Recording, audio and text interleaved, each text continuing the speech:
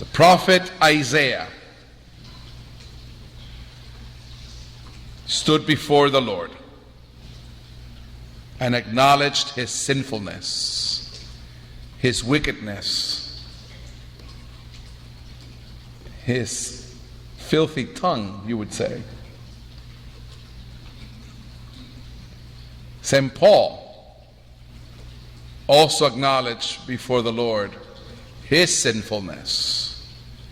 Someone who persecuted many Christians, many followers of Christ, apprehending them and putting them to death. St. Peter, in the gospel we just heard, also recognized his sinfulness as he said to the Lord, "Depart from me, for I am a sinful man." Isaiah,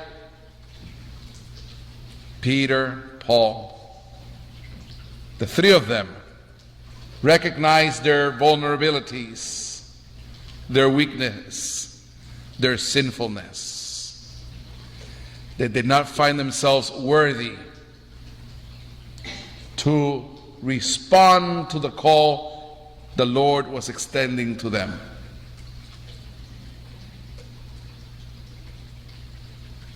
But the fact still remains. God issued a call, extended an invitation to them. As a child, I remember a particular poster that my parents had framed, placing it in our bedroom wall.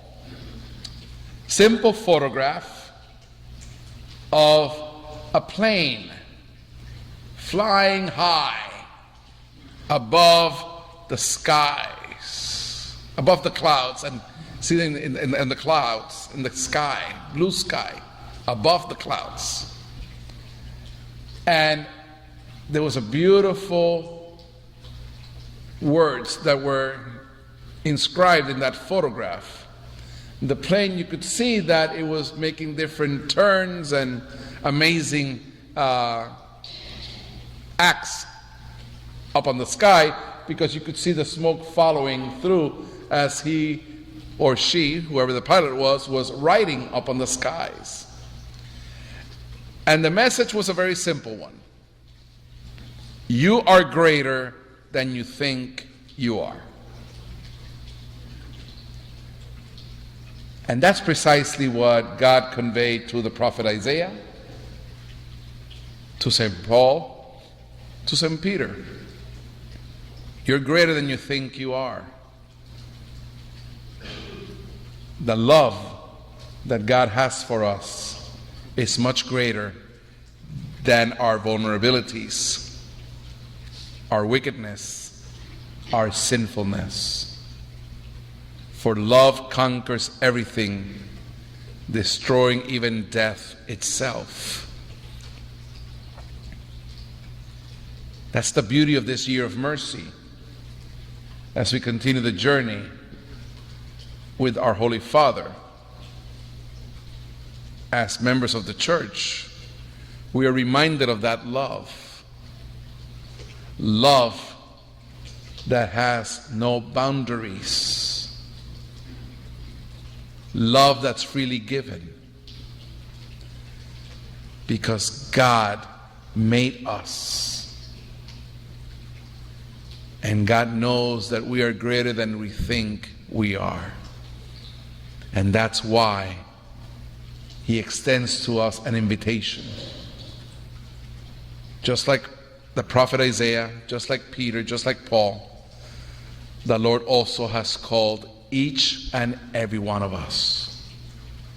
Like them, you and I have also been blessed with a vocation, a call to serve and make a difference in our world through the gifts that the Lord has empowered us with.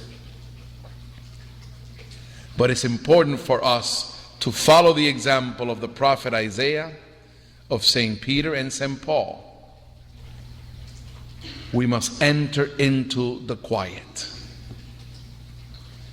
and make room. Make room for God, allowing the Lord to speak to us, to attentively listen to His voice as He invites us to discover the mission, the plan that He has in store for us. He relies on you and me, right here, right now, as we bring others to the Lord through our faith witness, through our compassion, our commitment to serve, of rolling up our sleeves and joyfully serve God and one another. It's a powerful invitation, the one that Jesus extended to Simon Peter. Put out into the deep.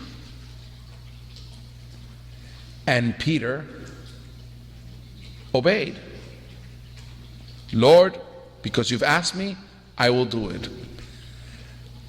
I don't think I'll be successful.